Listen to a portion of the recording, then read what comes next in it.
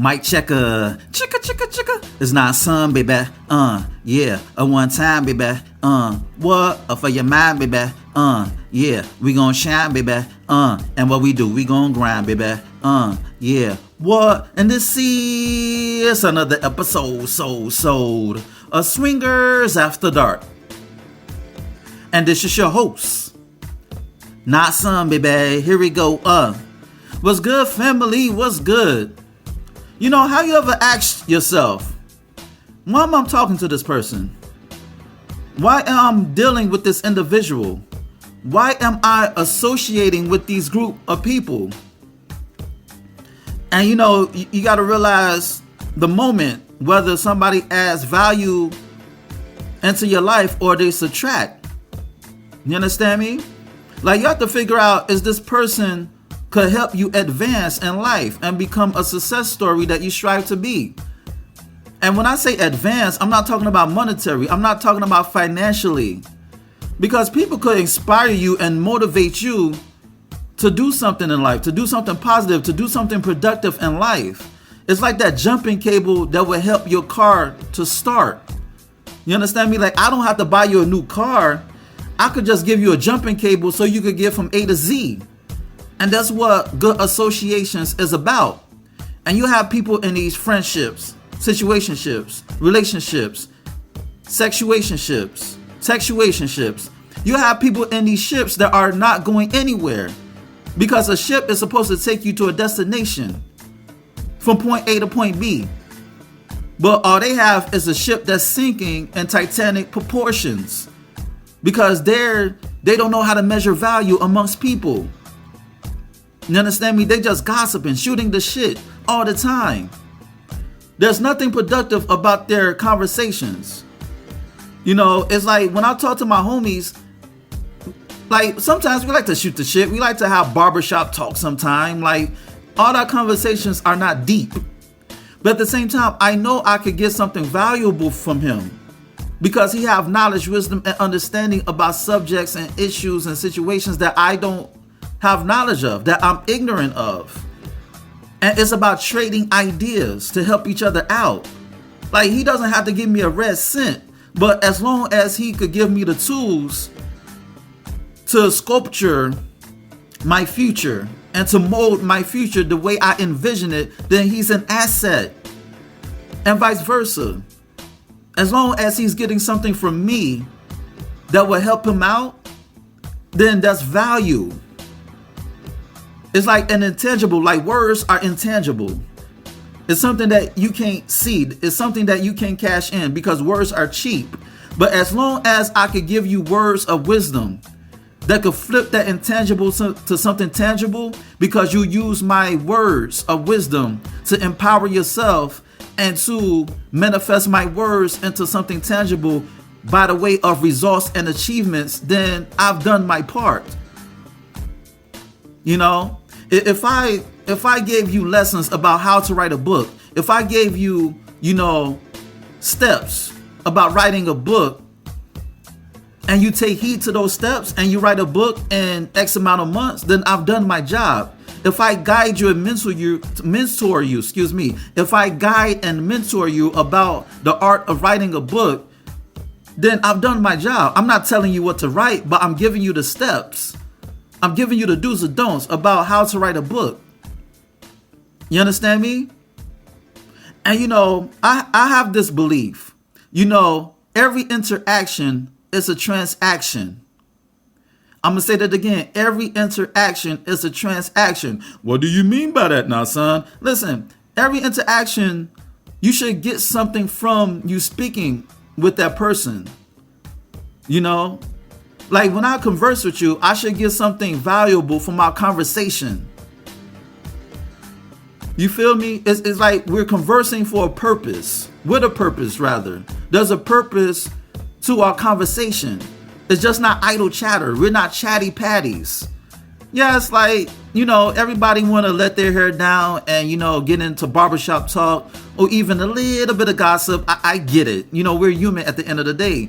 At the same time, if the idle chatter and gossip is more than speaking about productivity, than building, than talking about something that would help your business. Then it's like, what's the point? Why do I have you in my life? You feel me? And once again, it doesn't have to be monetary. It doesn't have to be financially. I could share your post. Like if you're a small business owner, I could just share your post and spread the word. You feel me? Like I'm helping you promoting your business, which costs nothing. So I'm helping you out in some way, in some shape, form, or fashion.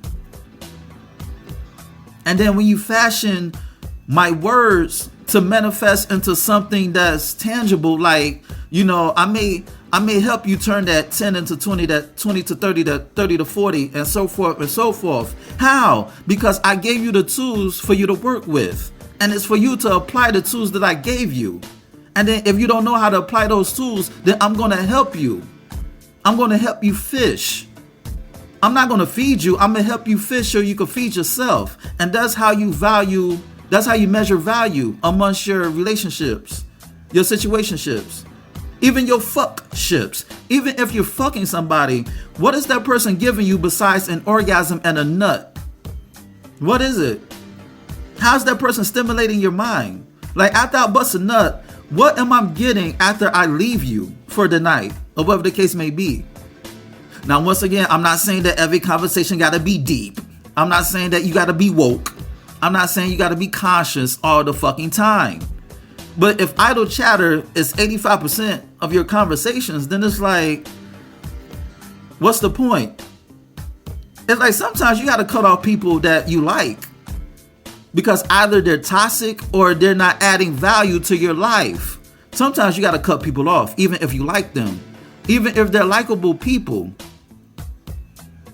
You understand me? Because your friends, family, your loved ones, they could bring you down, down, down based on their bad luck because they putting their stress onto you. They looking at you to bail them out. It's like, have you ever had that friend or family member who always asks you for money? Can I borrow this? Can I borrow that? Can I borrow this? Can I borrow that? And it's like, okay, I want to help you. I want to assist you. But damn, it's like, I shouldn't have to worry about you asking me for money every time I contact you. It's like every time I contact you, you asking me for money. And it's like you want to help people, but at the same time, you don't want to bring yourself down in the process of helping somebody out because they can't help themselves. They cannot save themselves. It's like trying to save a person from drowning.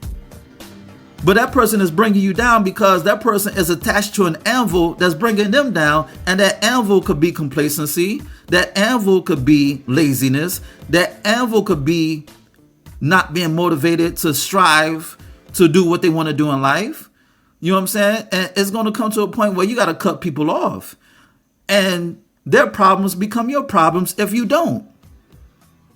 They become a burden. And you don't want a toxic friendship or a toxic situationship or relationship when that person is dead weight and you feel bad that you have to cut that person off because you really like that person. But sometimes you got to make sacrifices to get where you want to go to life.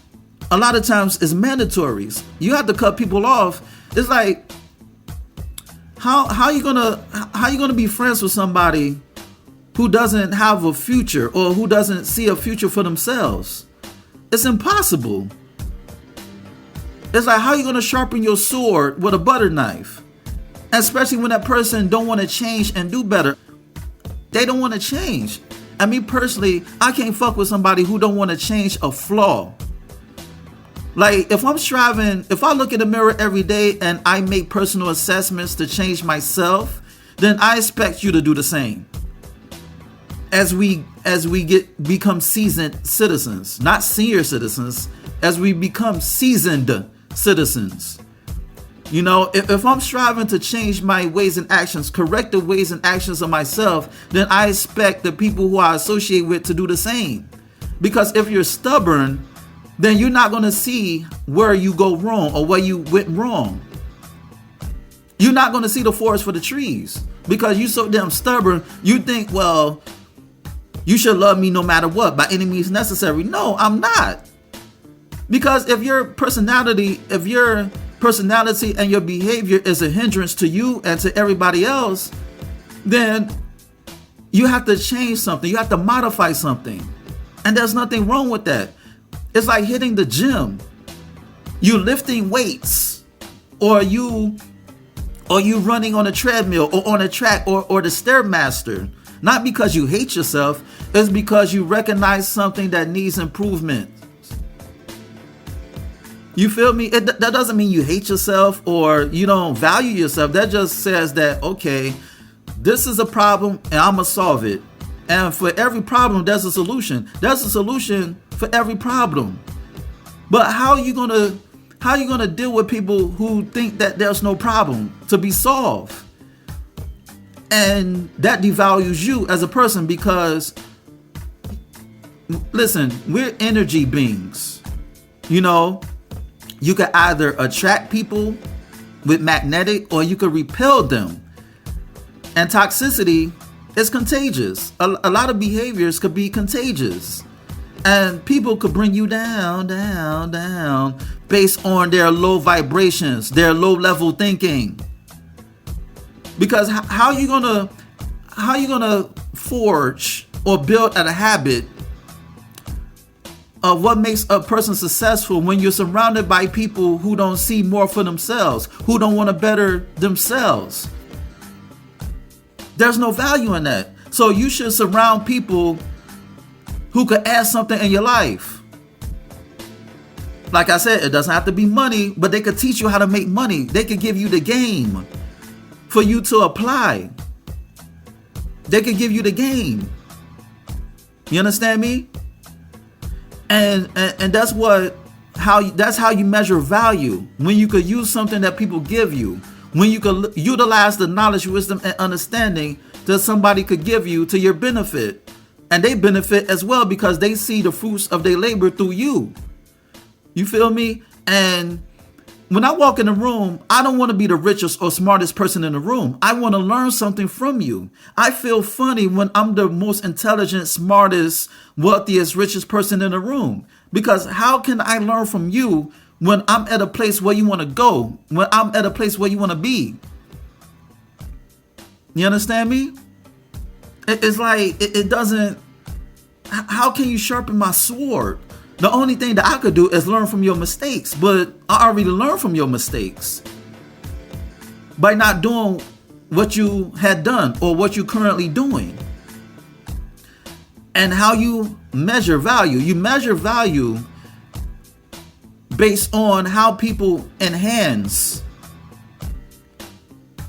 your lifestyle, your way of living, your quality of life. What is that person bringing to the table that I had built? How is this person helping me? What can I learn from this person that can help my situation? Do I feel respected by this person? Do I feel protected by this person? Do I feel like I'm smarter than I really am when I'm around this person? Why? Because this person sees something in me that I don't even see in myself. But once I see that spark, once I see the light at the end of the tunnel, then it's up to you to go after that light and to be the torch bearer, the light bearer, to get where you want to go in life. And that's what, you know, value. That's how you measure value. By conversation. What is the nature of our conversations? You got to make personal assessments and also assessments of your surroundings. You understand me? It's like, what am I getting out of this? And once again, it doesn't have to be money. It doesn't have to be favors. It could just be a conversation where that spark turned into a flame. That flame turned into a fire. That fire turns into a 4-alarm blaze. That 4-alarm blaze turned into a wild fire. You feel me? Just by a conversation. One conversation could change the world. Or it could change your perspective on life. Words are powerful. Just like the Holy Book. That good book said in the beginning there was the Word and the Word became flesh. Yes, I know I'm paraphrasing, but I don't give a fuck. But in all seriousness, in a good book, it says, you know, At first there was the word, and the word became flesh. So if I'm giving you the tools by my words of wisdom for you to apply, then whatever I'm saying to you could manifest itself. It could show itself. And intangible could become tangible based on what you put in. If you put your 100% in, you're going to get 100% back. And on that note, this has been another episode of Swingers After Dark, and this is your host, Nasun, baby. Check out my website at www.nasunblaze.com. That's www.nahsunblaze.com. And check out my ebook, You, Me, Us, Them, The Swinger Manifesto. It's on Nook, Kindle, iBooks, Google Play. Go get it. Shoot me an email at swingpodcast@gmail.com. That's swingpodcast@gmail.com. Hit me up with any questions or concerns that you may have. Rate, share, subscribe, and comment on this podcast. Dig. And on that note, until next time, peace.